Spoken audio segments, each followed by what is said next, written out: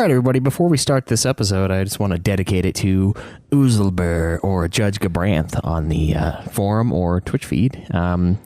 Thanks for your donation to Patreon, and enjoy the episode, guys. Actually, I think he did donating through PayPal.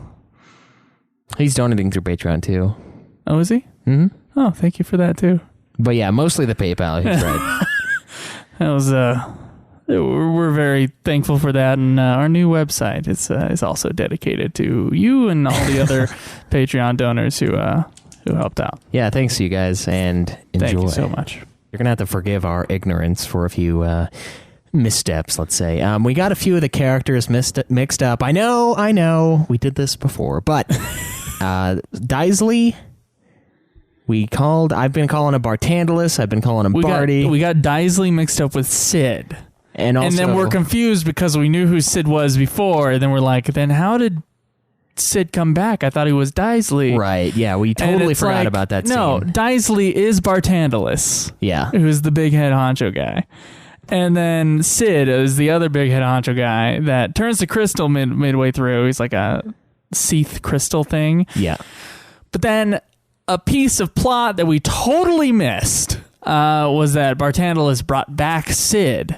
And that's how Sid is then like the head of state and gets shot at the end. So we were right about remembering Sid as being the head of state, but then we were like, how the fuck is he the head of state? Because he was turned to crystal. So we were confused that like maybe the other character we were thinking of was someone else. So you're going to hear us stumble all over the place. Anyway, Daisley is Bartandalus, and then Sid is Sid, only Daisley / Bartandalus brings back Sid. So that name mix-up is all over there. And then we say Reigns a lot because the characters refer to Sid as Reigns a lot because it's Sid Reigns.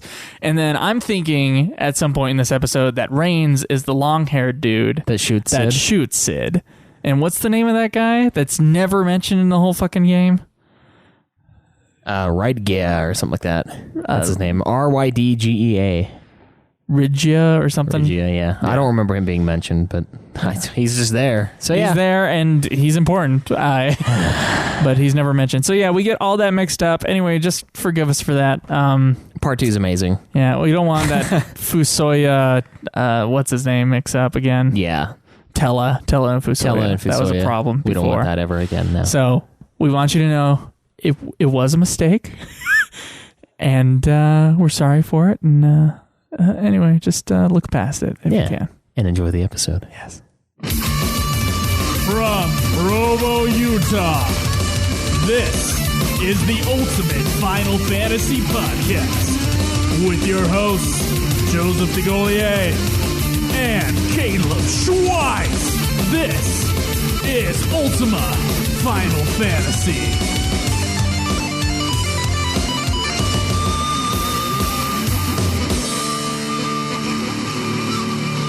Welcome to another episode of Ultima Final Fantasy, the ultimate 13! Final Fantasy 13! Podcast. We're done. Yes. Oh. I am your host, Caleb. I am your other host, Joe. And yes, we are done with Final Fantasy XIII. We're done. Finally. We took it and we did it. Oh, yes. Right? We did the shit out of it. I did anyway. Yeah. You just did it normally. I just, you know. Yeah, I didn't have as much stamina as you. Yeah. When it came to doing 13. Of course. I mean, I put a lot of work in, so, you know. Oh, yeah. It's not something you just have. Oh, it took us 2 months. Yes. 2 months in like 1 week, right? No, 2 months. Just 2 months? Like 2 days. Yeah. Okay. How many hours, Caleb? How many minutes? How many seconds? Well, actually, I think my final save was 110 hours and 5 minutes. I think it was around there. What about you? What was yours? I think I was like 38 hours. I think you were further than that, weren't you? No. Yeah, you must have sucked. I remember. No, not 38. I was. No, because didn't you beat the game for the first time at 38 and then you rebeat it? No. Because I was a few hours less than you to get there. I beat it at 45. You beat it at 45? Yeah. Oh, I think I was in the high 30s. Hey, it might have been, I guess. Yeah. That means you sucked the last time you played the game. Then I got 5 stars on the last guy. Yeah. Didn't you say it took you like 60 hours last time? Yeah, last time it took me 62 hours to beat that game. Or are you fucking retarded? No, it's not that. I didn't. Because you didn't do any side stuff this time I either. did side stuff then. Oh, I thought you said you didn't. No, I did like 30 hunts or something. No, only 30? Just kidding. Shut up, dude. Out of 64, I mean. Yeah, no, for some reason. That was the first time I played this game back in 2009. No, 2009. I got the game when it came out and I played it. Yeah, it came out in 2010. It came out in 2009. No, it didn't. It came out in 2009 in December in Japan and 2010 in North America. Yes. Oh, okay. It must have been 2010. Unless you had a Japanese copy. That's why it took you so long. No. Yeah. I like it, but I don't Japanese understand. Copy. Unfortunately. Yeah. That would be nice to get released a Final Fantasy. It would be, but it's probably not going to happen unless 15 shows us something else. Yeah, or unless 15 shows us, multi-country release, worldwide release one day. Wow. That would be nice. They've talked about it, but they've talked about a lot of shit. Man, it feels like we're so rusty. We haven't done a review in so long. Yeah, do you feel rusty? I do feel rusty. I feel fine. Oh, okay. Well, I'm glad you feel fine. Yeah, maybe you should throw on some WD-40 and get ready. Well, here's what we need to do. We need to tell people who only listen to the review episodes of this show that we do have another show. Yeah. It's called Ultima Final Fantasy. It's weekly. We talk about a whole bunch of Final Fantasy stuff. You can join our forums and ask us questions, and we just pick a random topic for Final Fantasy and we talk about it, all right? And we talk about news and all this other stuff. You can go to ultimafinalfantasy.com to find out more. Follow us on Twitter at UFF Podcast, youtube.com/ultimafinalfantasy, twitch.tv/Ultima Final Fantasy, where we do the episodes live, usually around noon Mountain Standard Time. And please join us at ultimafinalfantasy.com. It's good stuff. We, with the Patreon money, as we've said multiple times, we set up a new website, and it's got the forums on site, so you don't have to click here for forums or anything anymore. Yeah. And it's pretty nice. I like the layout a lot more. Mm-hmm. So join the forums. Yeah. Plus, pro at boards. ultimafinalfantasy.com. Yeah, no .boards.net bullshit anymore. Also, it doesn't make me feel bad about using my ad block. The other one does. It's like, keep in mind that this is free because of ads. And I'm like, keep in mind that this is totally my forum. But, yeah. So, yeah. Are you ready to talk about development? Yeah, let's talk about some development. Yeah. Let's do that.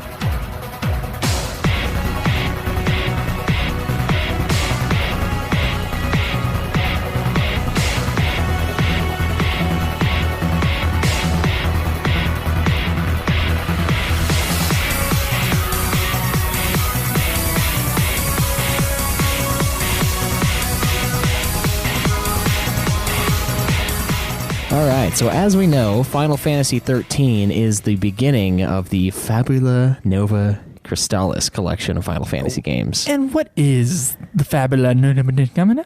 It is Final Fantasy XIII and its cohorts and Type 0. And 15 was supposed to be in that same universe, but I don't think it is anymore. I think it still is. Really? Yeah. What they've been talking about? Because it was Final Fantasy versus 13, then they changed it to 15.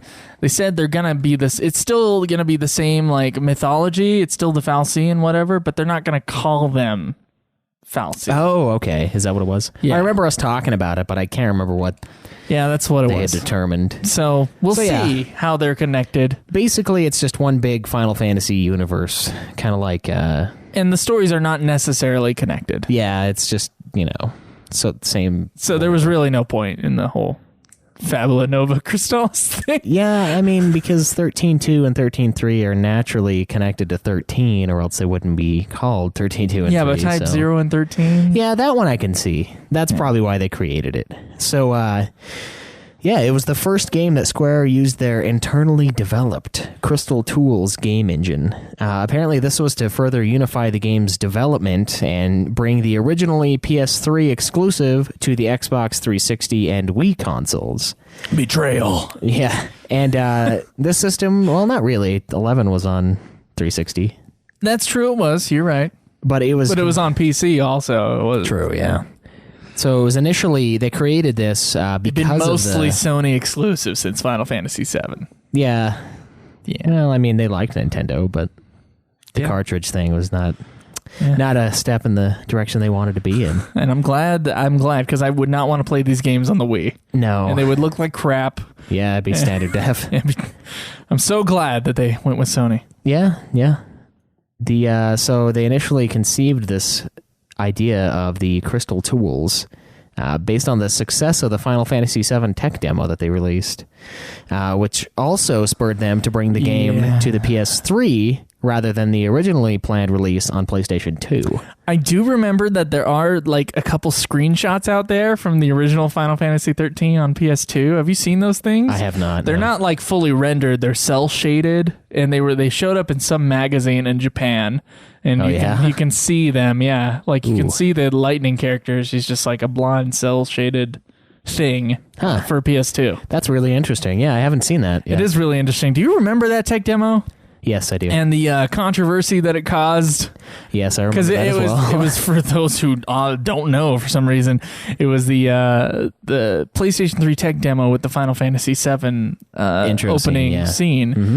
And everybody thought that this meant remake. Now, we actually do have a remake coming. Yes. But that kind of spurred the whole Square Enix, please give us a remake. And then Square Enix saying, no, it was just a tech demo. And was it though? They keep doing that. Do you need that to be zoomed in more? The No, screen? I'm fine. Okay. Are you sure? Yeah. All right. So, upon release, the game received mostly positive reviews from game publications, praising the graphics, which are amazing, presentation, and battle system. The story kind of received mixed reviews, and the linearity was the big thing that everyone hated of Final Fantasy XIII, especially when compared to the rest of the series, or even just the one right before it that is not linear at all in the slightest fashion with 12. But it's linear a little bit. We'll talk about it. You can go. I am sure we'll discuss the linearity of this game later. We'll touch it. So, we'll touch it. Jesus, man, I'm going to have to file a complaint. So development for Final Fantasy XIII began in 2004, and this is just after the release of the Final Fantasy X-2 International and Last Mission in Japan. Fucking... Yeah. How about the longest title in the world? Yeah, no kidding. That's what I was thinking when I typed that up. I was like, Jesus. Was that like the whole front cover of the game? Just title? There's no picture? So the director was Motomu Toriyama, and of course, Nojima is part of that too. And they were both basically the ones who conceived the ideas for the story's plot line over the first year or so. And Nomura actually thought up, or Nojima, not Nomura, sorry, thought up the crystal mythology that is the basis of the series, and the roles of the fal'Cie and the lus'Cie, which I understand now, finally, playing this game a second time. Toriyama then created... Yeah, it's kind of glossed over during the game, isn't it? Yeah, it is. Yeah, we'll talk about that story. Toriyama created the story around the mythology. His goal was to kind of show that the characters were at the mercy of a predetermined and unjust fate. And he wanted to create a group who belonged together, but heavily clashed. And to go about this, they designed each of the story's 13 chapters to focus on different members of the party, which I feel like they stuck to for quite a bit of it. Or at least pairs of the party, not really different members. Yeah, they kind of stuck to it until like 8. Chapter 10, I think. Okay.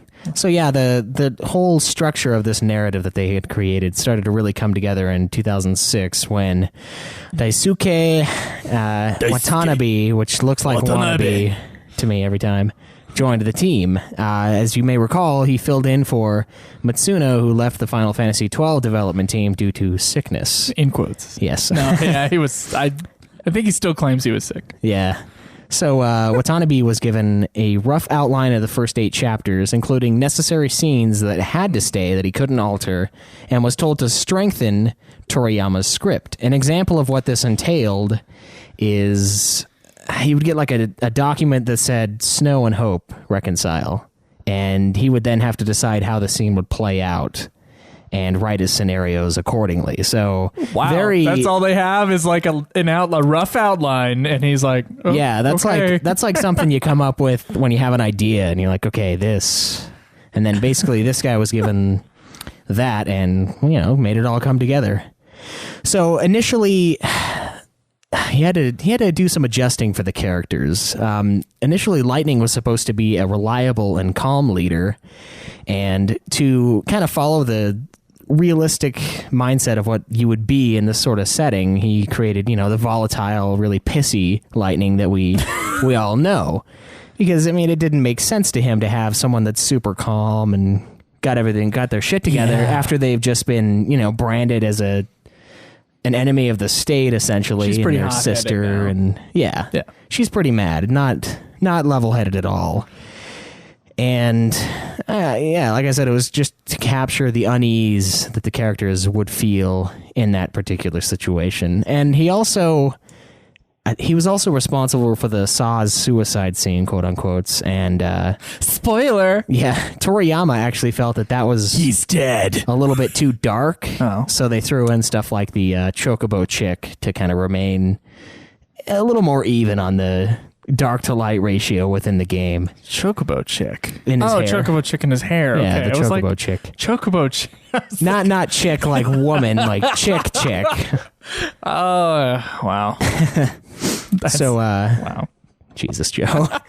So the developers of 13 were divided into multiple teams, and this is where it's a little bit different, where each team would be assigned with a specific area of the game, such as a character or an area in the world that they would design, and they're kind of separated in that way. Whereas for a lot of the other games, they were all working closely together. Right, they were the people who worked on the field maps, and then if not one person for some of the older ones, but obviously that's out of the question now. And many of the staff, they've been working on these games for a long time, and the director Toriyama worked on 10 and 10-2, and Katase, we know him from 5 through 8 and pretty much everything awesome. And Nomura was also back as the main character designer. And since 13 was the first Final Fantasy game for the PS3, the crew wanted the game to have the same impact that 7 and 10 had upon their release, which... Well, wouldn't they want that for every single game that comes out? Well, yeah, they would, but I don't know. They kind of like to set the standard with their first time on the console games. Mm-hmm. So their sales goal initially was to hit 5 million copies sold, and Toriyama wanted the game to be the ultimate single-player RPG. Wow, I just didn't know Skyrim was coming, did they? No. To destroy. So, although I can't say that 13 is the ultimate single-player RPG, it did meet and exceed their sales goals. As of right now, Final Fantasy XIII has sold roughly 6.7 million copies between the PS3 and the 360 last time I saw sales numbers. And it was actually the fastest game in the franchise and sold 1.7 million in Japan. Just dropped it right away. Oh. So it's the fastest selling and the fourth biggest game? Yeah, the fourth biggest selling in the series as well. But the budget was pretty heavy for this one. I know we talked about 12s being kind of big, and it was at like 50 million, something like that, 52? I can't remember now. Yeah, but this one's actually number 22 on the most expensive games to make list, and this one costs $65+ million to make. Yeah, no, it's no 7, but it's still cheap. Pricey. And ain't cheap. Not for a video game. No, Jesus. that's a lot. Man, video game development costs are going way up. It's true. They're very Insane. big. Okay. So 13, as we know, was released in December 2009 in Japan and March 2010. I've said 2009 my entire life. You can go through this. You can go through every single episode of this podcast, and every time I talk about Final Fantasy XIII being released, you say 09. I always say 09, so I am sorry. Caleb has reminded me that it was in fact 2010. Yep. So the game, as we know, includes a very quick-paced battle system and an upgrading system that's pretty similar to the Sphere Grid from Final Fantasy X, called the Crystallarium. Players also customize paradigms, which are sort of like a class setup for the 3-person parties, and the outcome of any battle in this game heavily relies on the player staggering their opponents, which is finding out a way to weaken them and get their... it's basically doing an armor break on them. Yeah, that's the best way to describe it. Just screwing them over as quickly as you possibly can. So the character you play a third-person view of anyone you want. That essentially you can choose the main character of the game. I mean, obviously it's Lightning, but you can change the party around a bit and play as Vanille or whatever.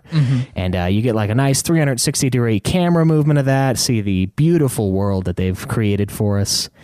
And it's relatively scaled in this game. Now, Final Fantasies have passed 7, 8, 6, pretty much all of them, except for 12 and 13, the scale is wonky in it. Like you're a big dude on the world map, and the world map is just tiny in comparison to the actual world. Sure, I get what you're saying. Yeah. 13, everything's relative, so it feels a little more real, I would say. It also takes forever to get from one side of Pulse to the other. It does. It's huge. At least that part is huge. Yeah, there's also a bestiary like they had in 12 and some of the earlier entries, and the one thing that's very different about 13, at least I noticed, was the weapon upgrading. You could just throw items into your weapons and you can upgrade them to different tiers and they become way more damaging. And I thought that was really cool. Like I could use the first sword I ever got the whole game. I don't have to change over swords, and that's... There was kind of weapon upgrading in 8. And yeah, there was 7, a little bit. you could add materia to the weapons. Well, materia normally... Well, it can downgrade your stats. You can add stats to, or you can add abilities to Final Fantasy X weapons. So it's just a different way of doing other things. Yeah, it is a different style. But 8's, you don't worry about that. You don't need that in 8. Come on. Did you upgrade anything in that game this last time? Final Fantasy VIII? Yeah. Yeah. I didn't touch the upgrades. Oh. I was like, I don't have time for this shit. You kidding me? I'm killing everything in like 3 hits anyway. But yeah, so I thought that was kind of an interesting style. And of course, there's no weapons and no shops in this, or no weapon shops or anything in this game, which is super weird. Well, there is. It's the save point. But the reason why they didn't do that, and I didn't throw this in the review, but they weren't satisfied with the graphical capabilities that they had to create that kind of a setting. So they just X'd it out of the game. They just said, no, we're not going to have stores. They'll just be the save point. There'll be save points, and somehow they'll digitally make a weapon for you and then project it onto your open hands, and it will become real. Yes. That's how I see it working. Yeah, that's basically how it would have to work. So yeah, due to hardware limitations or whatever, they decided there to ain't go no against hardware or software limitations in the world of Final Fantasy, if that in fact is how it works. That's true. They've got their shit down. Holy shit. So this part I thought was really interesting. Apparently the Final Fantasy XIII Ultimate Hits International version of the game, released in Japan, has an easy mode, which I find interesting because they're always talking about the games. They're being concerned. We got a normal and a hard mode on it, but no easy. Yeah. They're always... Wasn't there something released a little while back where they were concerned about how difficult their games would be to us? It was a while back. It was Final Fantasy IV. So the version that we got, I think, was like the easy mode version. Yeah, and they were concerned about us. But this happened. They were concerned that the Americans couldn't play it. And then the Final Fantasy 15 demo thing, Japan thought it was too difficult, and we thought it was too easy. Yeah. You guys got it all wrong. Yeah, Japan. What the fuck? Yeah, it's too much. Yeah, that was with Final Fantasy IV. Yeah, that's awesome. So the battle system, it's pretty similar to 12 in a few ways. Most noticeably is the way the character, you can kind of approach enemies or avoid them in the field of the game, the world map, which I think is amazing. I love that. It feels real. It feels right. So when your player comes into contact with an enemy, the screen transitions from the map into a battle screen that we know intimately at this point, because the rest of the series has this kind of a random encounter thing, except for this time you see them and can sometimes avoid. Other times they're standing right in the tiny little path that you have to walk, and you don't have a choice in the world but to fight them. But, So the part where this game really differs from basically any other game in the series, to me, the biggest thing I noticed is the secondary characters. You don't ever control them. You only control the party leader, and the 2 other characters are controlled by the game's AI, which, of course... It makes the game harder. It can, yeah, because when your main character dies, it's game over. You have to restart the battle. And as we talked about in our automation in Final Fantasy episode, there is the auto battle function within this game, where basically instead of choosing from your list of abilities that gets longer and longer all the time, you can just hit auto battle and it'll cast whatever it thinks is the best thing to cast at this time. Right. And you know what's kind of cool about that? I know a lot of people hate this system, but what's kind of cool about that is if the characters, if they come across an enemy that they don't know and it's an elemental enemy, say that, it could possibly, like something with lightning powers or whatever, they will cast like a whole bunch of different elements of magic. Some of it will cure them, and then the character knows automatically that they shouldn't be casting that on them, and so they switch it to, you know, water or something. Right. Yeah. Which is kind of a cool thing. Like, you would think that the characters would be smart enough to not use that at that point, not use a certain spell at that point. Yeah. Yeah. Another interesting thing about the game is that everyone gets healed after you complete a battle. There's no healing in between fighting like there was in 12 or 11 with the /H sitting there for like a year healing up. Oh man, don't remind me that we will be reviewing the sequels to 11 soon. Yeah, the add-ons. Yeah. But you know, this all makes the game seem like it's going to be easy. You know, you don't have to heal in between battles. You've got a retry button after you get a game over, or even before that. If you know you're doing bad in a fight, hit start, hit select, and retry the fight. Easy enough. Makes the game sound easy. But if that's how it sounds, it's not fucking easy. You're wrong. It is not an easy game. This shit is tough. Holy fuck. I got a lot of game overs in this game. I had like 6 in 12, and they were all traumatic and devastating, right? But this thing was something else. 100 at least. Probably more. Probably 200. Counting post-game grinding stuff, which, you know, you die a lot when the guys have millions of HP. But yeah, so it's very quick, very deadly style of play. It's extremely quick. Yeah. And there's like a certain way that you have to kill each guy, and figuring that out sometimes takes a few tries. And, right.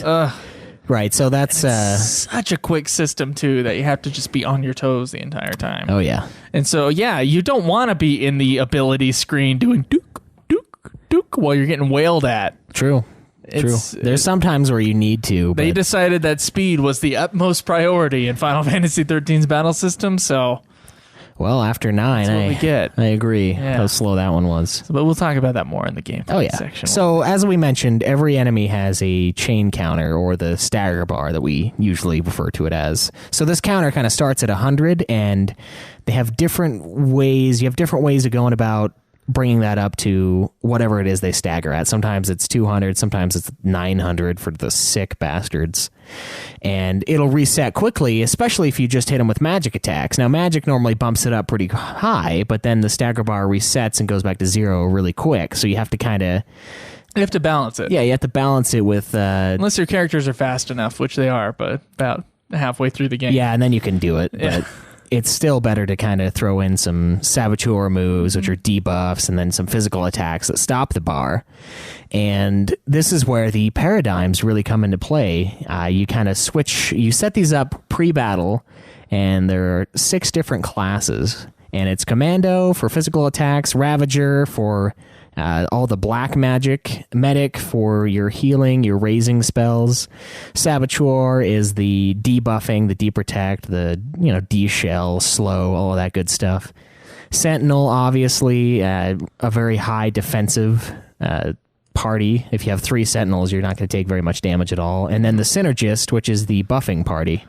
And that was basically... Thank God for you, Synergist. Yes, it's very difficult to play the game without it, as I found. Yeah, those guys cast haste, protect, yada yada, all the goodies. And this game, like we've said, the classes can, and in many cases, have to be quickly changed throughout the battles if you're going to survive, especially on a lot of the boss fights. I mean, if you don't go into a Sentinel class and draw the aggro, so to speak, off of the boss, your guys are going to get slaughtered quick. Yes. Yes, so yeah, it's a refreshingly, due to all of this change, it leads to a very refreshingly fast battle system in Final Fantasy XIII. It's not that 12s was slow. No, it's not slow, but this is just really fast. And 12, I can go through the earlier areas and I can just slaughter everything in one hit. Now, there were some frustrations later on in 12 where I'm like, oh, Jesus, don't stop. Just keep going. Just walk. Yeah. And in 13, you don't have the same problems that way. Yeah, it's true. There are differences for sure between the two. But and then another interesting thing, as always, they brought back the summons for this game, and they kind of did something a little bit more throwbacky than 12. Every character has a specific Eidolon, that they call them in this game, that you can summon in battle.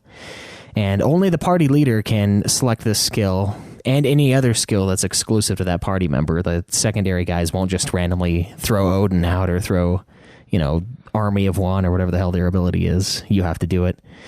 And these, they're interesting, but we'll talk more about them later. But basically, they have a regular mode where they kind of fight next to you, and then they have a mode where they turn into a vehicle, and you ride them around during the duration of the fight. Oh, yeah. And ride that baby. Yeah, it's interesting, but I don't know. It's a bit. Yeah. So, it's kind of an expensive game to make, but it exceeded what they wanted, so they definitely made money on it. And then they kept making sequels, and the sequels did not do as well. Not quite. It is just about half of each successive entry. one. Yeah. So it's like, what do we say, 7 for this one? It's 3.4, I think, for the Lightning, or for 13.2, and then Lightning Returns is, I think it's like 1.6, just about half. Yeah, that's like, ooh. I don't even know if they made money on that, but I don't know. I think it's about time we talked about some story, though. Yeah, let's go through the story.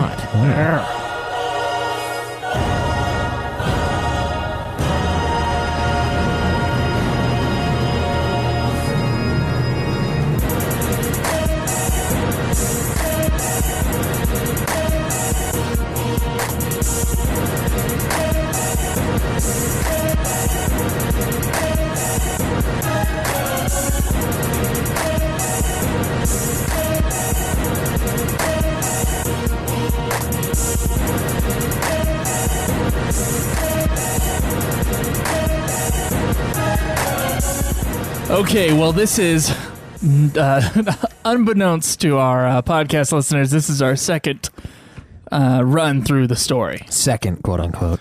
Yeah, second. The first time we figured out that we needed a little refresher, so we had to go back. And unfortunately, our Twitch audience got to see us stumble across ourselves. So yeah, it was pretty bad. If you want to see us in a truly raw, embarrassing, in truly embarrassing form, please, watch our Twitch stream.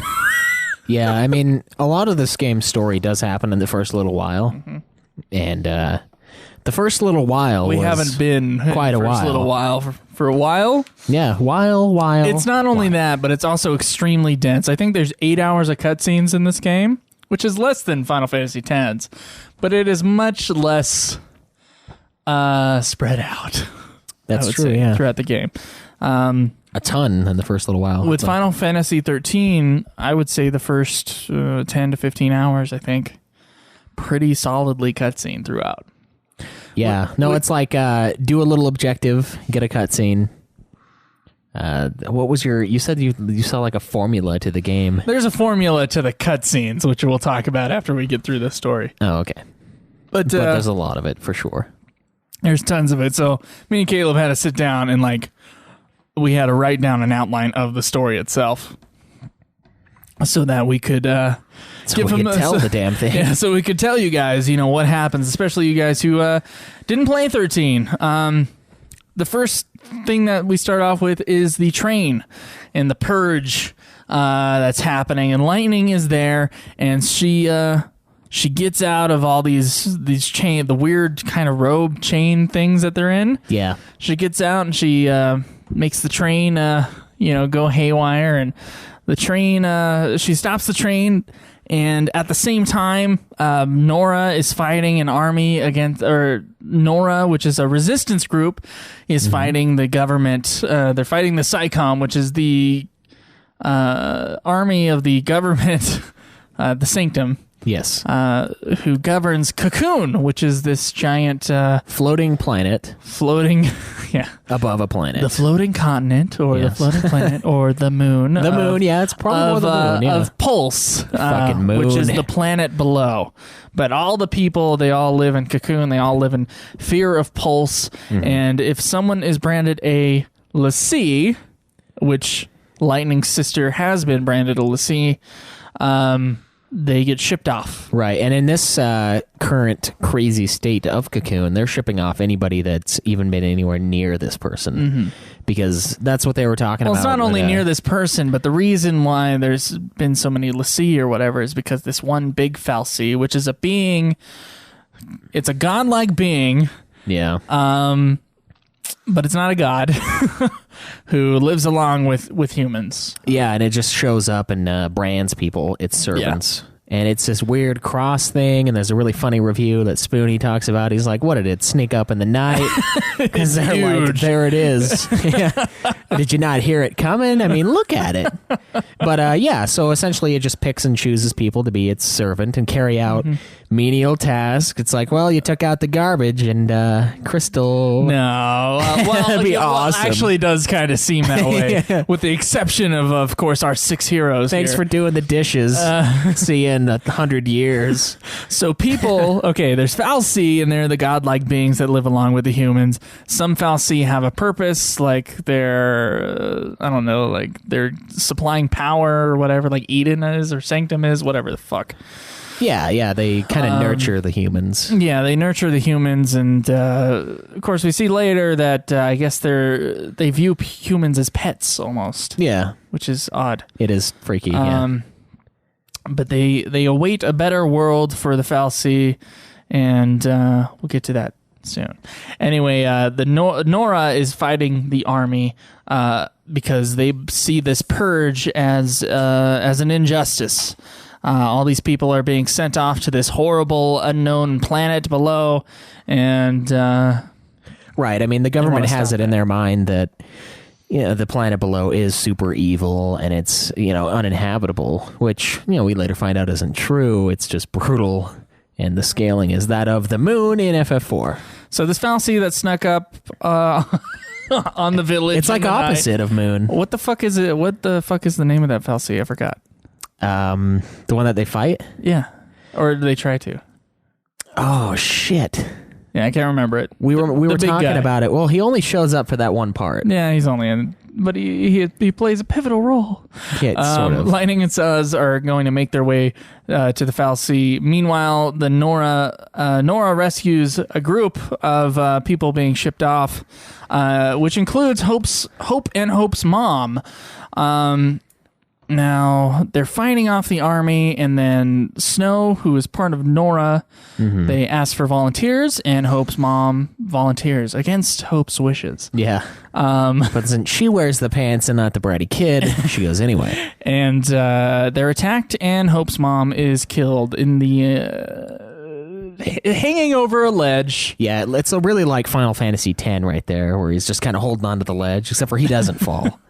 But yeah, he's holding on, or it's Snow, and he catches Hope's mom, and then mom slips, and she falls to her death. And Hope, that's the last time he sees her, is Snow failing to hold on to her and falling to her death. So obviously, since it's logical to hate him, this begins the hatred of Snow via Hope.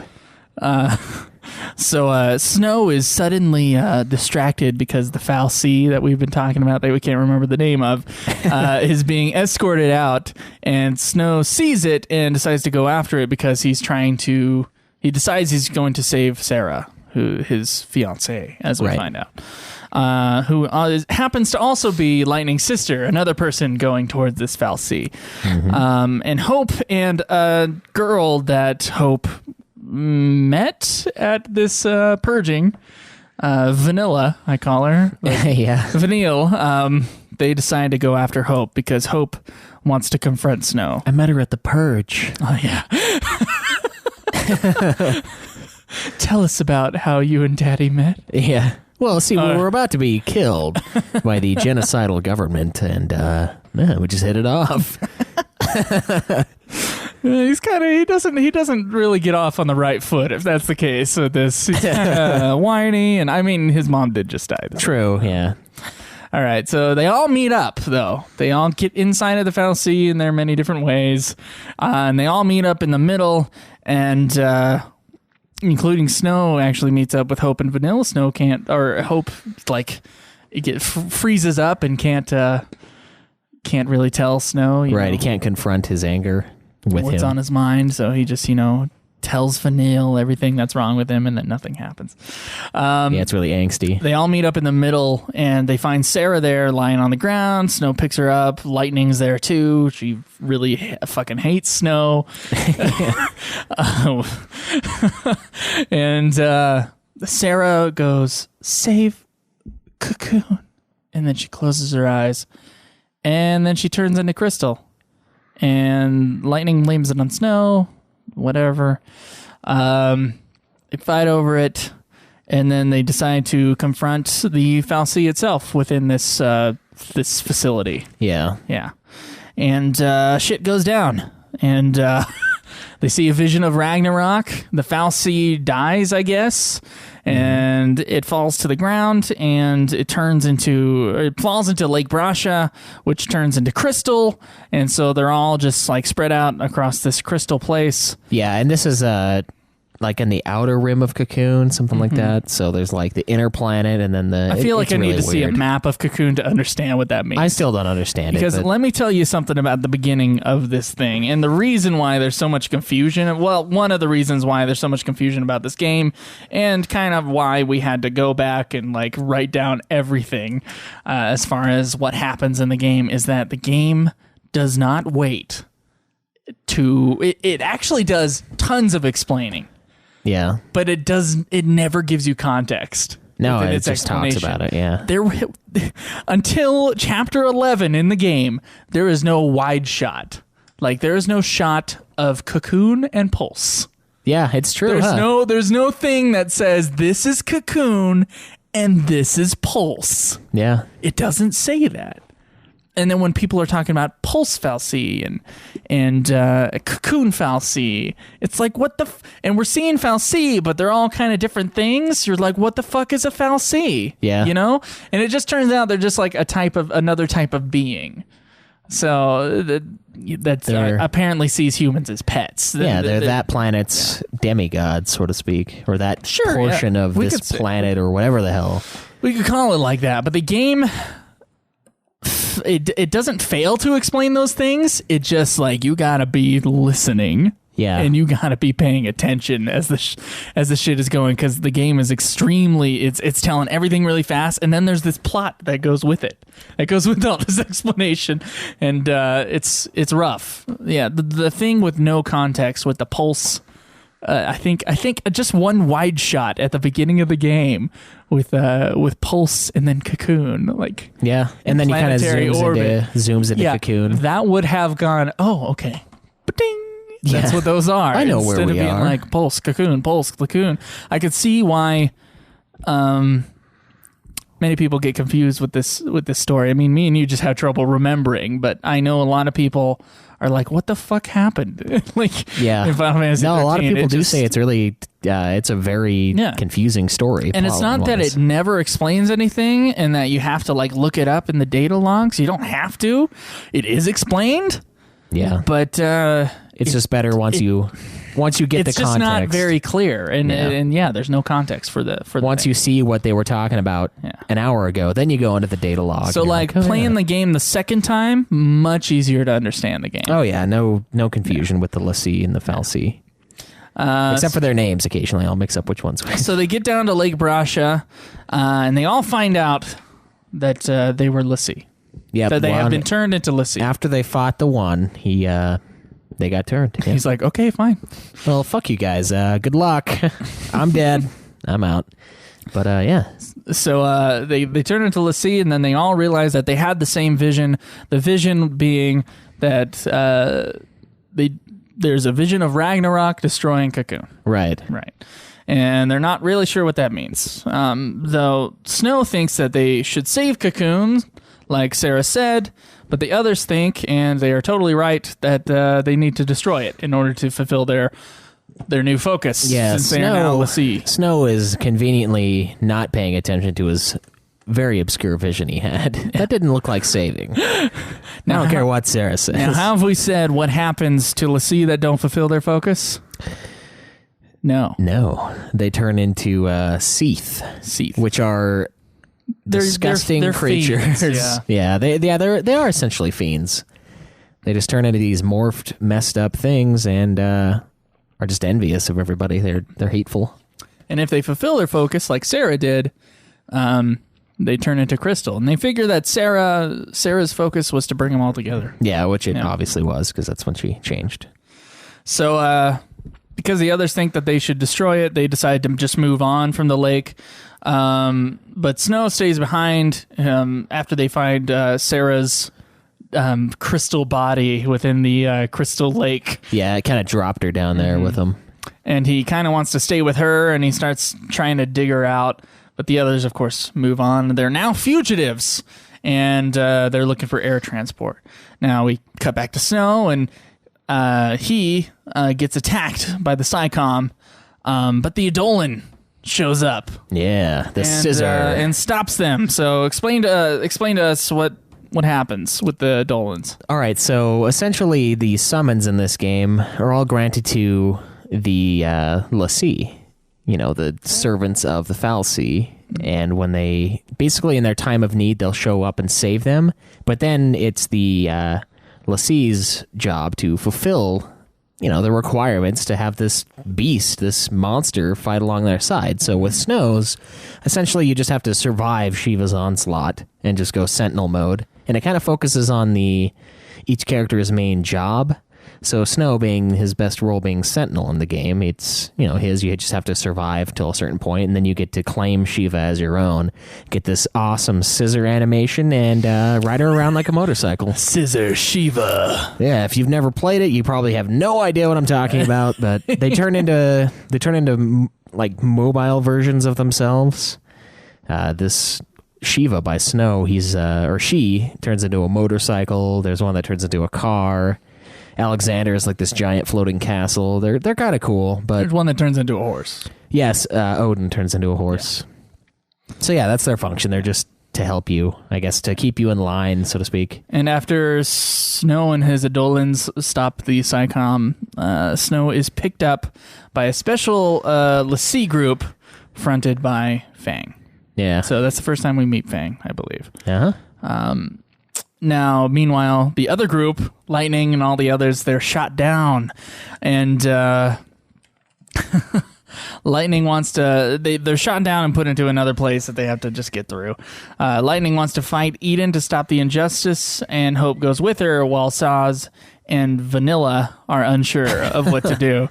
So, Lightning's way of destroying, Cocoon, I guess, would be to destroy Eden, which is the sanctuary of the Sanctum, I believe. Mm-hmm. Lots of terms here. All right. Meanwhile, Snow is taken to Sid, who tells him he'll be executed, and then it just cuts. Yeah, just cuts away from that. So the other group then decides on the way down to Palampolum to get to Eden and stop by Hope's house. This is Lightning and Hope.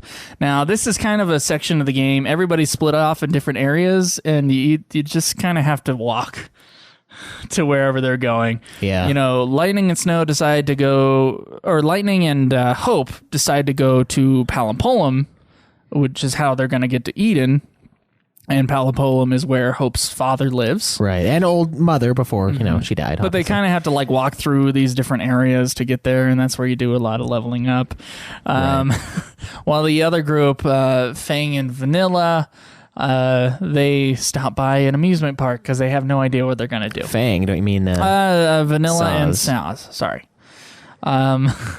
Now, at this amusement park that Vanilla and Saz are at, Saz reveals that his son, Dodge, was turned into a Lassie by Pulse invaders, and that they gave Dodge the ability to sense Pulse Lassie, and the government took his son away from him because they found that focus would be that focus and that ability would be very useful. Right. So they're basically using him to locate these fugitives, and then that's how they that's how they come across those two. Yeah. Well, we'll get to which that. is betrayal.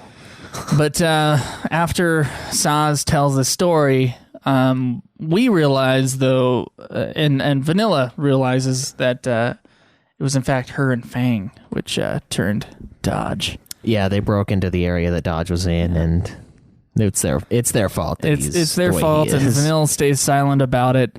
So yeah, what happens next, Schweiss? So I'm glad you asked that. Okay. We get that awesome scene, probably the most powerful scene in the game, where she finally just accepts the fact that it's her and Fang's fault, and he's pissed, man. He's like super mad at her. The super hot chick, what is her name? I can't. With the tie. Oh, I can't remember her name. With the tie. You got it written somewhere. Is it Jill? Jill. Yeah. So Jill meets up with them, and Vanille like runs off, and Saz is super mad because she just barely revealed that it was her fault that his son got changed, and Jill is like, all right, well, go deal with him, or go deal with her, and then he runs up this tower, and he's gonna shoot her because it's her fault that his son got changed, and his son fulfilled his focus, which was to bring those two together. Is that what it was? No, I think it was just so that Jill found him or something like that. Oh, some crappy purpose. But he turns into a crystal, so Saz is pissed because they don't know that. I think it was just to find his dad. I think. Yeah, that's what it was. To find his dad. Yeah, because they were going to capture his dad. What the fuck? I don't know. It seems like a menial task. Yeah, I don't think that. I think there's a plot hole right there. Yeah, you think so? Because I think that Dodge finding his father for the people, but how would whatever.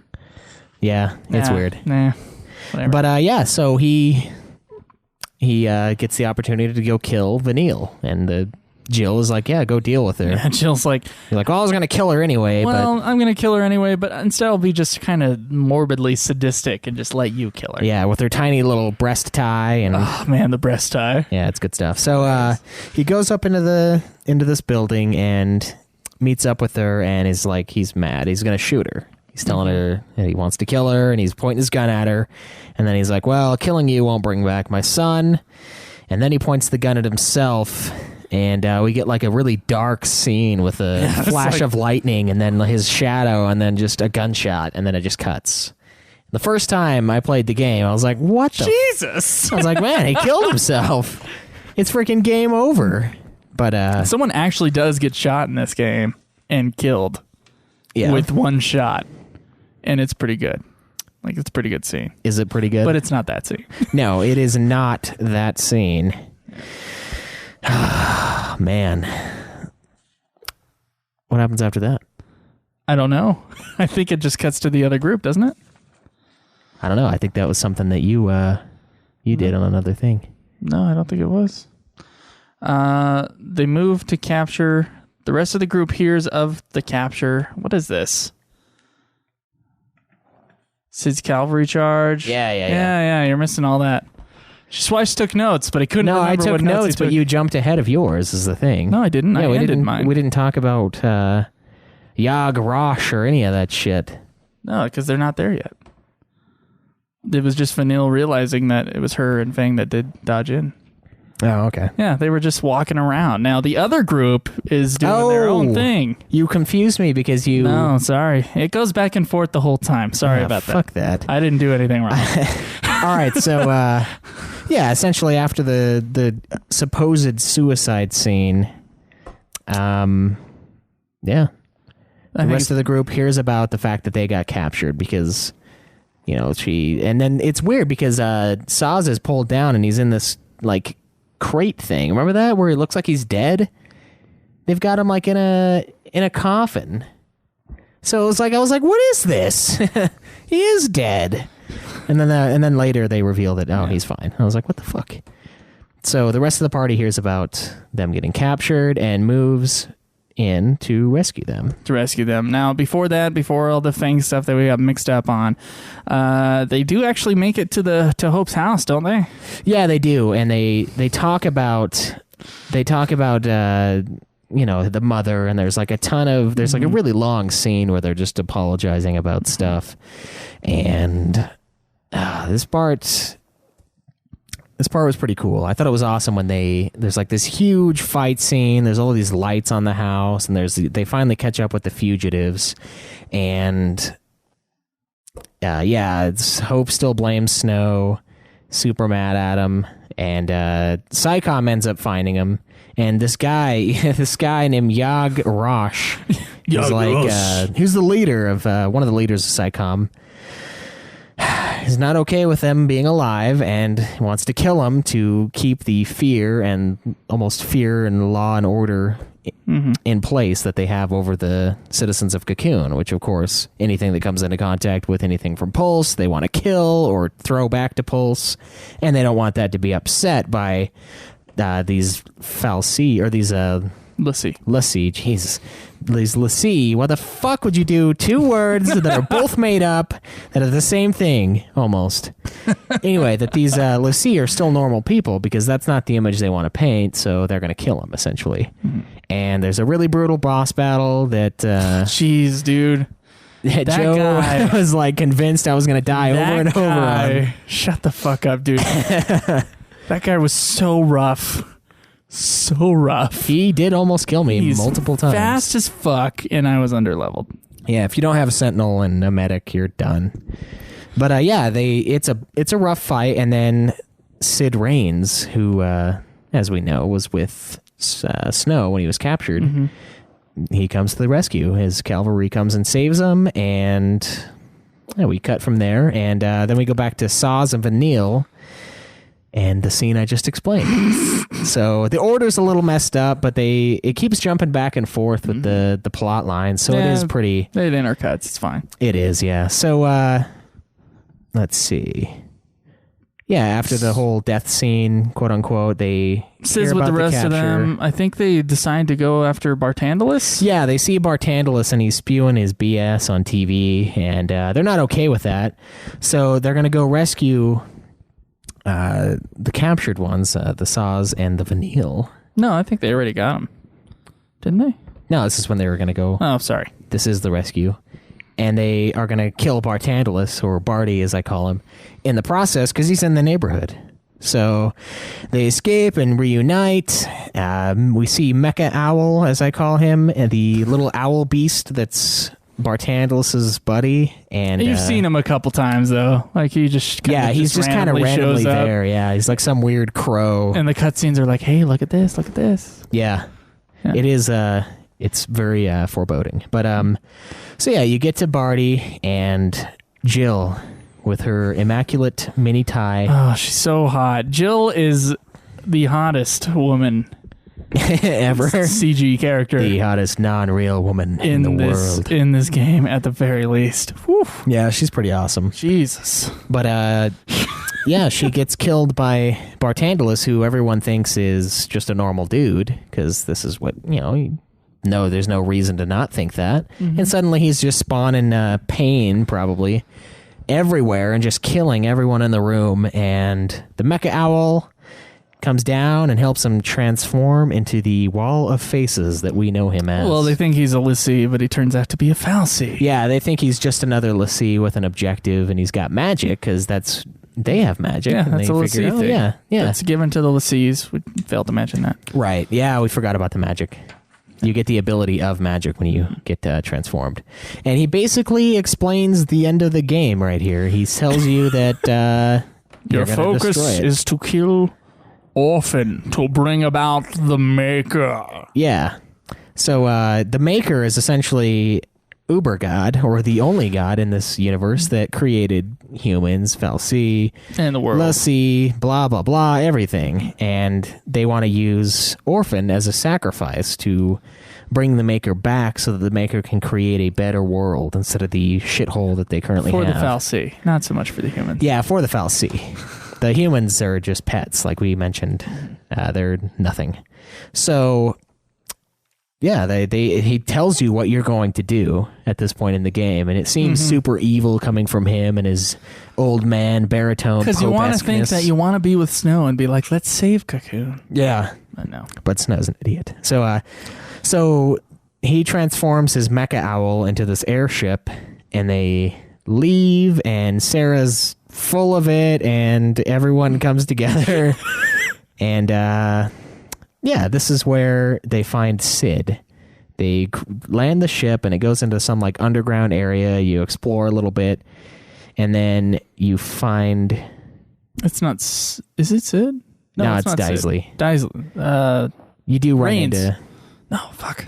Rains is Sid. Rains is Sid, yeah, because Sid Rains. Anyway, yeah. Sorry. Wants to summon the Maker to restore peace. Sid. It is Sid. Yeah. Who you find down in the basement. And now this was a really tough boss fight for me fighting this guy. And I know you killed him like first try when you got there because it was during our 13 hours of 13 thing. Mm-hmm. This guy, I didn't feel for him at all because he was a pain in my ass. But essentially, he chose to fight his focus. So he starts turning into a Seath, gets destroyed by the party, and then becomes a crystal, but then like disappears randomly. It's super weird. He's supposed to help them destroy Cocoon, and he decides against that, so he tries to stop the party, so they fight him exactly in what you said. Yeah. So and just wanted to make that a little bit more clear. Yeah, no, that's fine. So they're pretty inspired by this because they're like, well, yeah, we don't want to destroy Cocoon. It's our home. And so they're like, well, our new focus is to find a way to remove the brand. And where are we going to find an answer to that? Obviously, we can't do it on Cocoon, so we must go down to Pulse. Yep. This is kind of contrived, but they do go down to Pulse. It is. It's kind of just a way to jump the story forward. So they're flying down to Pulse. There's like an amazing scene where the ship gets dominated by some creature and a bunch of them fall out, and it's like, oh, it's super intense. Doing some skydiving. Yeah, a little bit of skydiving, nothing they can't handle. And here revealed that Fang and Vanille have had this BS story of like not knowing what's happening. They can't remember what they've done, where they've been, anything like that. And Fang basically says that she never lost her memory here, and that she remembers being the last Ragnarok. Meant to kill. So is this like a cyclical thing? I know it happened, I guess, once before, but just the Fal'Cie just gets fed up and then like bring down another Ragnarok? Yeah, I think so. Let's press the reset button on this place. Is that what they do? I think they just get sick of it, yeah. Oh. They're like, yeah, it's going too well. So, and then here we also learn about Vanille accidentally turning Sarah into a Lassie back on Bodum, which is the town that the Fal'Cie snuck up on and kind of tainted Sarah and turned her into it, which then led to the Purge because everyone was there. It was Dodge, Saz, Snow, everybody. Mm-hmm. And, so it's revealed that it's her fault again. And Vanille it's all Vanille's fault. Yeah, it is. It really is. And then they kind of work their way up to this tower. It's like Tajin's Tower or something like that. And they're just making their way through Pulse. They're basically just walking around and trying to find a way to get the brands off, which really it's not going to happen. But so they kill the bead-like Fal'Cie creature in this tower. Oh God! Yeah, I call him the anal bead Fal'Cie. Oh jeez, that's too perfect a name for how that Fal'Cie looks. That's what's unfortunate. It really is. So they kill him, and that gives them hope. They're like, well, shit, we can kill these things. Mm-hmm. So let's kill it and not have to destroy Cocoon somehow. Yeah, somehow. Even though killing Orphan automatically kills Cocoon. Yes. Because Orphan runs Cocoon. But we're going to kill it and it's not going to destroy Cocoon. That's their idea now. What? So, you go down, after this, you go down to Vanille and Fang's old hometown. Mm-hmm. And it's just a wreck. Like, they see it over the ledge of the tower. I think they expected it. Well, no. One of them expected it to be dead and the other one didn't or something. Yeah, I think Vanille was super surprised. Yeah. But it's a little village, and you meet up with this awesome little robot guy that gives you the platinum trophy. And, only if you did a shitload of other stuff. Only if you did a shitload of other stuff, yes. And let's see. Oh, this is That's when Sarah comes out of the blue. Yeah, when suddenly there's Sarah on this destroyed freeway. So obviously they didn't figure out a way to remove their brand. Yeah, they didn't figure anything out, and suddenly it's Bartandalis after Sarah calls her sister Claire. So Sarah turns turns into Sarah, and then turns back into Barty. Yeah, and then he reveals. Sarah's like trying to. Bartandalis is like trying to say, "Hey, you must destroy Cocoon." Yeah, he's using Sarah's image to try to prompt them to do what they're going to end up doing. Hey, dumbasses! Yeah, you have to do this. Destroy Cocoon. Like I said. Yeah, multiple times. Multiple times this guy has told you exactly how the game ends and what you need to do. And it's here that he reveals that he wants Civil War, and he actually has Sid as the new head of the area. And nice. Yeah, because he decides to step down and he wants to start a civil war to destroy Orphan anyway. Right. I guess. But, he lets you come up. He's like, hey, get on my ship. Yeah, he turns his bird into another ship, and they get on the ship. Yeah. And they make their way back up to Cocoon. Yep, and once you get there, all hell has truly broken loose. So Sid is it Sid? Yeah, it's Sid. But Sid died. Ah, fuck. Who was it then? Yeah, whatever. The other Somebody. guy. The other guy. Anyway, Sid is now, I guess, in charge. Bartandalis makes the other guy, makes all these creatures come out. And all hell's breaking loose. They don't like the new ruler. This other faction of the army, and so there's a civil war basically that happens. So and this awesome scene where the one guy shoots Sid. Yeah, it's pretty intense. Yeah. He begs for mercy via death basically, and they kill him. So it's also revealed slightly before that Fang is, she was Ragnarok in the past, and she was actually sleeping in crystal form until the next chance came up that she could become Ragnarok, and then they were released. And apparently Daisley was watching them sleep for 100 years or something like that since the last giant war. I'm surprised it's not 1,000, honestly. Yeah, because everything in Final Fantasy is 1,000 years. Yeah, it tends to be. Yeah. Yeah.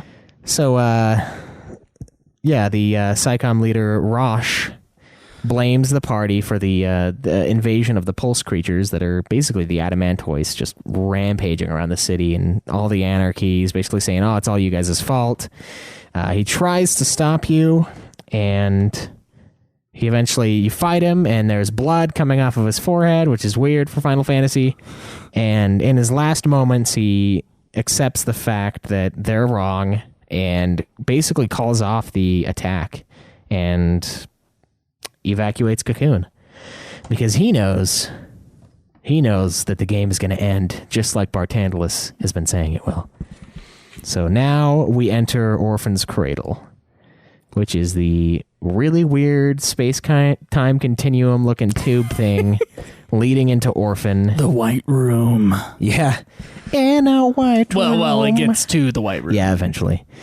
So you get to the cradle, Orphan's Cradle, and the cavalry were sent in there beforehand, and they're all turned into Seath, so they're screwed. And it's an awesome place to level up, honestly. On those guys, on your former friends, just slaughter them by the dozen. And you get to Bartandalis yet again, who is right before the Orphan fight, and he's basically telling you have to destroy Orphan. Yep. You destroy Bartandalis, he fuses with Orphan, and then you destroy Orphan. I don't know why he fuses with Orphan. I'm not sure, yeah. He just joins them. He just wants out. It just happens. He's tired of losing is probably it. He's a sore loser. So Fang becomes Ragnarok as she was supposed to, but fails again. destroying Orphan as Ragnarok. Orphan's like, God damn it, why can't you do this one thing that I've asked you to do multiple times? And they're like, well, we're just going to kill you anyway. And then they do. And after you kill Orphan, of course, Cocoon starts falling from the sky because its life force is dead. And Vanille and Fang both go Ragnarok Gravity mode. gets all weird. I remember that. Yeah, and it looks really cool. It's an awesome ending cutscene. So Vanille and Fang go Ragnarok mode. They double down on the rag, and they catch Cocoon, and basically the whole vision of Ragnarok is relived right there. There's the spires coming out that are crystal, and they just catch Cocoon midair, and it just sits there. And then they turn into crystal. Everyone turns into crystal because they completed their focus, and Just somehow are thawed. Except for Fang and Vanille, and they meet up with Sarah and Dodge, and everyone's fine. So they, Yavrosh, luckily, decided to start evacuating Cocoon. Yeah, So old Rosh. the people of Cocoon have been saved.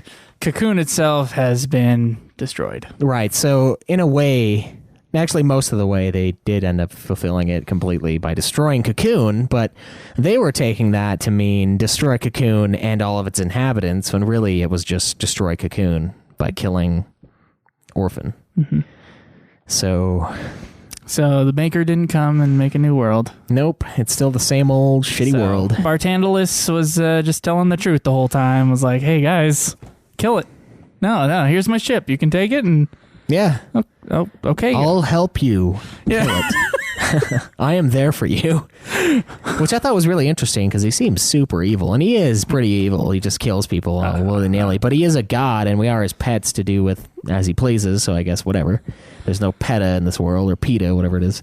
And That sounds really some people say really PETA. weird. I know, it does sound weird. I was like, what are you Although talking he was about? with those kids sleeping for a long time, Oh old my Fang and God. Vanille. Or Vanilla, as you love to refer to her as. Vanilla Ice. Yeah, so I don't know. Bad guy that you think is bad guy, not really that bad. I mean, he is pretty messed up. He does willy-nilly kill people, but he's telling you exactly what you need to do. He's just kind of a guy to like bring about a boss fight every once in a while. You think so? Yeah. Just a fun, multi-faced boss fight Yeah. with his little choir. His heads are like singing. So I think the real antagonist of the game is probably Sid. yeah. Probably. Yeah, he's the super evil guy. Yeah. Yeah. We got Sid mixed up with someone else. Still. Yeah, no, yeah, whoever the dude is. But, yeah, and I don't know, man. It's kind of weird to have that sort of a bad guy.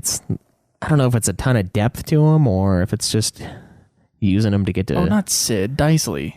point A to point B. Oh, I'm sorry. I got Sid mixed up with Daisley. Yeah? Yeah. Yeah, Daisley's the one that... Jesus. All the side characters that only get like 5 minutes of screen time. I'm sorry. So Daisley's the one that gets destroyed down below then. He's the one that turns into the crystal. No, I think that's Sid. Is it? Right? I don't fucking remember.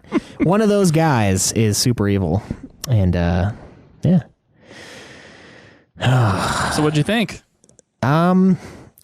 Well, obviously it wasn't super memorable because we had to step aside for a little while and refresh on everything that happened. I mean, the one thing I will say though is it was a lot more. There was a lot more character development. I felt like they actually changed throughout the story, like Hope's hatred of Snow and then his acceptance. I thought that was cool.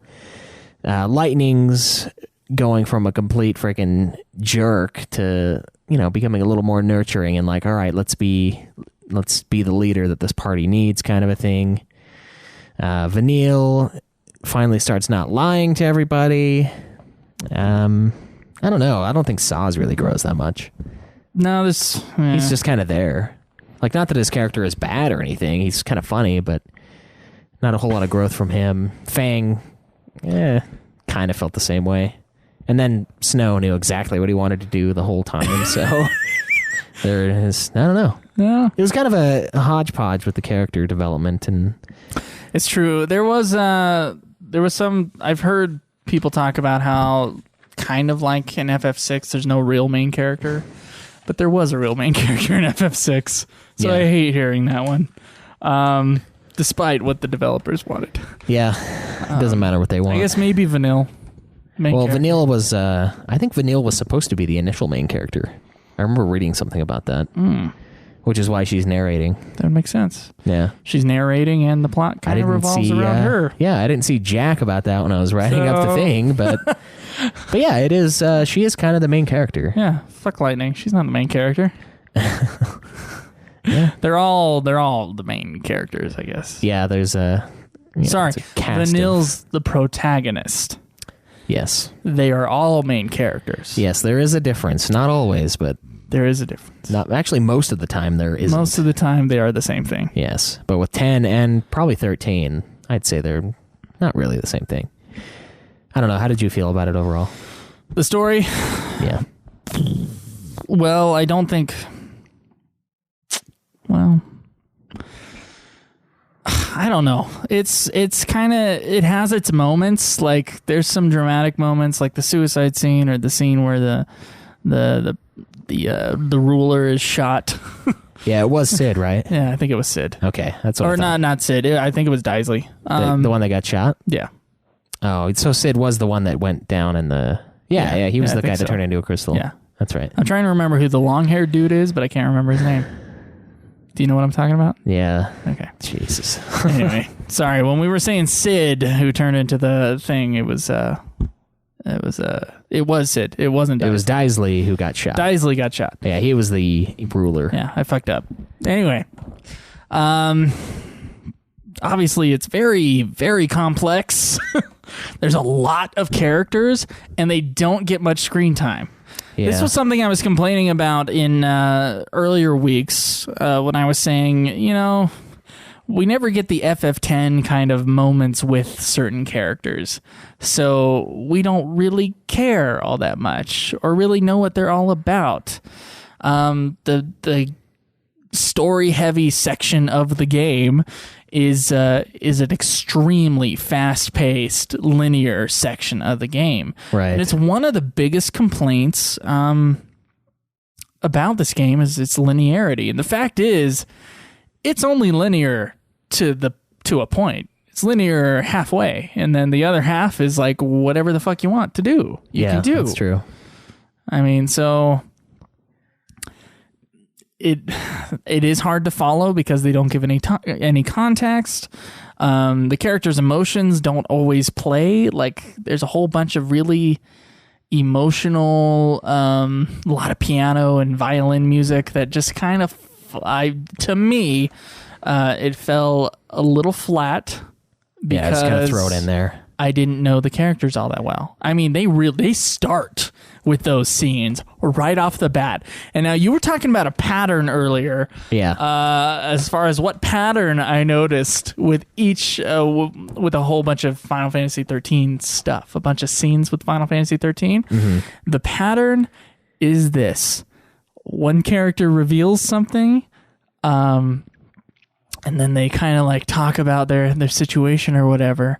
And then one character will turn his or her head, the other way, away from the other character. And then we'll get like an over-the-shoulder shot where the character is looking this way. The other character is on the other side looking the other way. And then he's like, they're tearing up or they're saying, I couldn't save her or some bullshit, like whatever that was. And then as soon as they do that turnaround and they say their like big statement about, whatever. Yeah. That's when the piano music would go bling ding. And it happened so many times. I do remember seeing that. I was like, geez. What there shouldn't be a pattern to these scenes. They were when all the characters were split off. That's when it kept happening over and over again. Someone would have some kind of reveal, someone would turn around and then say some big statement or have some emotional moment there. Mm-hmm. And it was directed the same way every single time. Yeah, well, and I don't know, there was a lot of, with the story, there was a lot of walk a little bit and then get like a few minutes of cutscene, walk a little bit and then get some cutscene, like, which is not a big deal, but it's kind of weird almost. It is mind-numbing. It kind of is, yeah, and like, I like to be rewarded with a good cutscene. That's the Final Fantasy that I remember, is you do something awesome, you get a good cutscene. Now, 10 had a little bit of this, but even then it was more spread out than this is. Yeah, and I was more attached to 10. By far. Yeah. As far as the story, I can remember 10. 10 took its time. Now I've heard the sequels to Final Fantasy XIII explore more character development and explore the world a little bit more, and I guess 13.2 is supposed to be awesome. Yeah, that's what I keep hearing. But this game by itself, I think the story, I think they needed to take a little bit more time with it. I don't think it needed to be this rushed hallway of cutscenes. Yeah. I think that because of that, the story feels more bogged down than I guess it is. And then another thing that bugs me about the story is that Bartandalis' character motivation is not... It doesn't match his actions or his attitude or his... Yeah, no, it doesn't. I don't know. It just doesn't make any sense. And then there's a little... like plot holes, like the dodge thing, just like your thing was to find your father, but your father was with you when you were Yeah, your father was with you when you became one. Yeah, initially. so your focus was to do this exact thing. Your focus was to, when your father becomes a lessee, bring him the what? Tiny Thai chick. What the what? Yeah, that's true. It's almost I don't know, it's almost like just a way to move the story forward in like a cheap shot kind of thing, like almost like it's contrived. The thing we bitched about with 10 when what was it? They rode it was when they went to the wedding scene, and we just bitched about how they like rode the rope down. You're like, that's bullshit. That's just a way to advance the story quickly without making any sense as to how they got there. They just rode the little thing down. And I'm like, that kind of... I don't remember having that complaint about it, but the dodge thing does bug me. Now, there are great moments in the story, however. I think one of the best moments is like it's a flashback scene where and Snow and Sarah are together. And it's the fireworks and everything like that. Yeah, that's the fireworks gorgeous scene. Yeah, that was pretty good. And then the ending section of this thing is, even though it may be like, by the time you get there, you're like, what's going on? Like, it's really cool stuff, though. Like, Orphan and all that shit. Yeah. Yeah. It had its moments, but... It does have its moments. I don't know. The story is not the greatest. I don't think it's the worst. That's for FF1, FF2, and FF11. Yeah. Just in their storytelling. I mean, 13 does try. It tries really hard. Yeah, it's like too it tries hard. really hard. But it kind of comes out like a soap opera. Yeah. I'll be honest. And, not too big of a fan of that. I like certain characters. I actually kind of like all the characters. Yeah. There's not a character that I just really love, though. I'm not like, oh, dude, they have to be in the party. I don't care how useless they are. They're in the party. Yeah. I've felt that about other characters throughout the series. I'm like, gotta have Barrett. Like, I don't care about Vincent. I'm gonna have Barrett, and I'm gonna have Tifa. No, I get you. But I don't know. Yeah, it was kind of like, well, who's more useful right now? I was like, all right, well, let's throw them in, whatever. Yeah. But I think it's this kind of really dense, bogged down, linear hallway of a story that makes people stop playing this game. Yeah, that was part of why I stopped. Now, FF13 is an extremely hated game on the internet, especially. And the reason for it is because of that, the first... 4/5 of the story is it's so linear. Yeah, it was about 20 hours. Yeah, you half. have nothing to do but watch cutscenes and walk a little ways. You're right. Yeah. Unfortunately, people stop there. They don't play on Pulse for very long. Pulse is the fun part. Yeah. So that's the unfortunate thing with the story. Once again, it has good moments. The fake shooting, like the suicide scene, is really powerful, I think. And the The actual shooting scene is really powerful. Yeah, that's true. That is like one of the few times someone actually just dies from a shot. They just die from a gunshot, which is odd because everybody else is getting like, whenever you fight the army, peppered. They're like, and like nothing happens. Of course, but then the one guy gets one bullet, and it's just like, oh. He's not a Lassie though, so. No, yeah, I don't know. It gives you magic abilities, but they don't say anything about being bulletproof. So that's true. Yeah. Unless like flak jacket is a spell, I don't know. Could be. So other things having to do with the story and the storytelling. The cutscenes were they were pretty well directed, I think. I only ever got like confused as to what was going on during like the big ceremony with like the on the road or whatever, on the roadway. You know what I'm talking about? And they come down from. Oh yeah, like what's happening? Yeah, it's like there's so much shit going on. There's like a racing event or something. It's almost like Advent Children in the way that it's like, oh god, there's so fucking much stuff going on. That was a cool scene. I can't tell what's going on. Pretty much anytime they're in a flying vehicle, I can't tell what's going on. It's just anarchy. Yeah, it's just like it's chaos. Other than that, actually, because I think on the show before I said it was a super confusingly directed thing, was this FF13's cutscenes. Yeah. Those parts are. Other than that, I think it was directed okay. Except for the fucking melodramatic soap opera scenes with the turnaround and the piano music playing. Yeah, those were mechanical. Repetitive. Jesus. Yeah.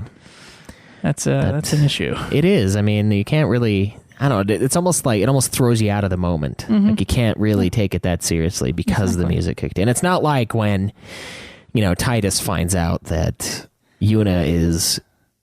And I know you're not supposed to compare, but when he finds out that Yuna is going to die and everybody knows, like that's powerful when that happens. When the music kicks in there, it works because it kicked in that time and maybe a couple other times throughout the game. Not like 10 minutes ago when someone else revealed, oh yeah, by the way, I have, chlamydia. And then Vanille's like, oh no. Yeah. It's not weird like that. I don't know. Silence is golden. Sometimes silence can make a scene more powerful. Yeah, it's true. So I don't know.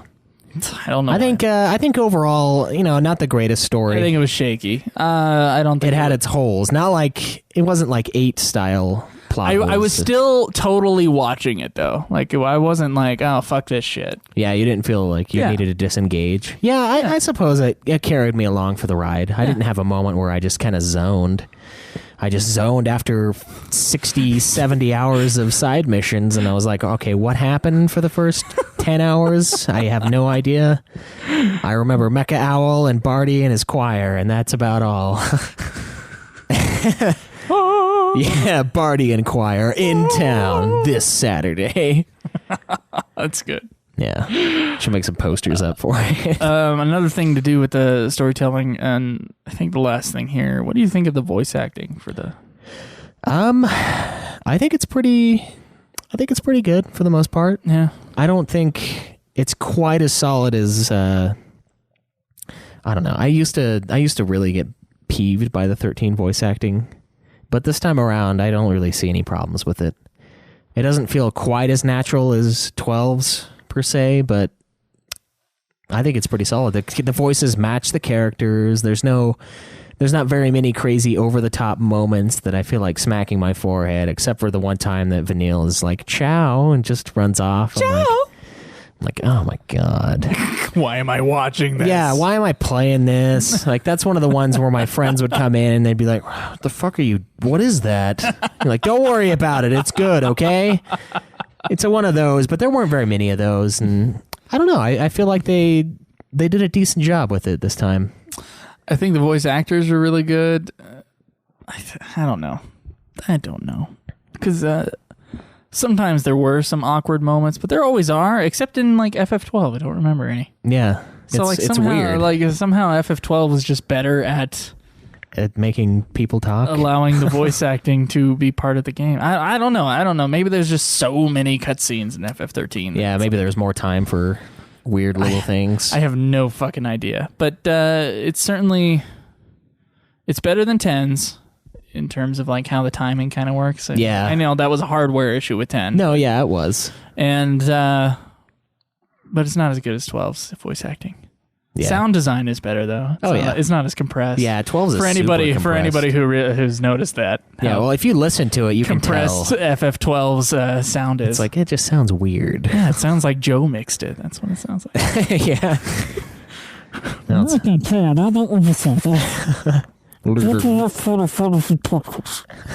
leading man. It sounds like they're in like a cave. Yeah, it does. And I don't know why. Like, what do they... I don't fucking know, dude. It's the same people in charge of the voice acting in 12. Space? What did they get? Megadeth to mix the thing? Like, just... I don't know. Let's make it sound worse. Let's make it sound as or not loud, Megadeth, Metallica. As loud as possible. Rick Rubin. Yeah, Rick Rubin. Yeah. Freaking douche. But, guy was great back in the day, but... Yeah, I don't know. I would give it a solid rating for voice acting though. None of them were just horrible. I think I would too. But honestly, when we were going through the story just then, like 95% of that was in just one section. Yeah, it's true. Yeah. First few chapters. Because there's one section there that's like, oh, and then there's Pulse, and that's a whole huge section with almost nothing. Yeah, there's not a whole lot of except plot. that they're just going from one place to the next, and you can choose to do extra quests or whatever the fuck you want. Yeah, which that was when the game really hit its stride when it opened up. Wide open. I think so too. So the story for me is a mixed bag. That's what I'm going to say. All right. I agree. Mixed bag. Good moments, bad moments, meh moments. All right.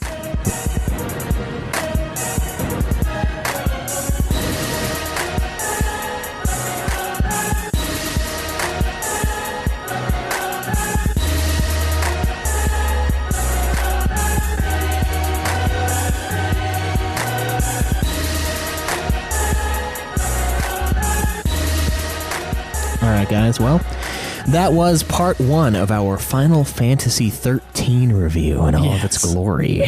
all of its glory, in quotes. Yeah. The Twitch people know our weakness, unfortunately. Yeah, you guys only know what we've admitted to, which is not even half of the truth. But next time we're gonna show off our strengths next time. Oh yeah, I'm gonna flex it up on this next part. So we're gonna touch base on the gameplay mechanics, go into the music, design, the legacy of the game, and then of course we're gonna answer some questions and bring out our rankings. So guys, make sure you check us out on YouTube.com/Ultima Final Fantasy, Twitter, follow us at UFF Podcast, Facebook.com/Ultima Final Fantasy, Patreon.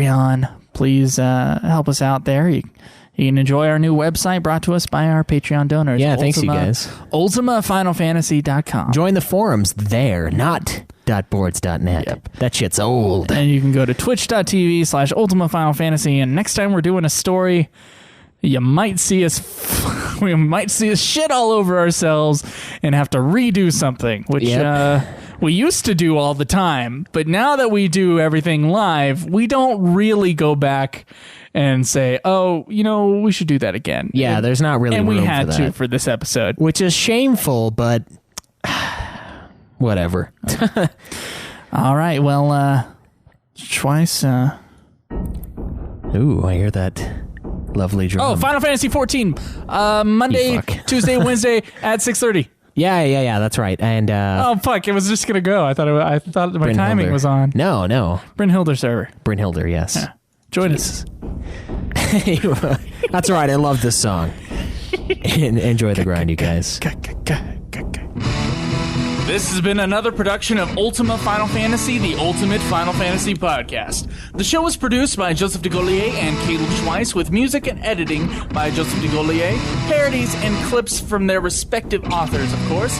You can get all of our episodes as well as our Let's Plays at ultimafinalfantasy.com. You can also contact us on Twitter at UFF Podcast, as well as our contact page on our website. Be sure to subscribe and review our podcast. Your reviews may get read on the show, and look forward to the next episode of Ultima Final Fantasy, the Ultimate Final Fantasy Podcast.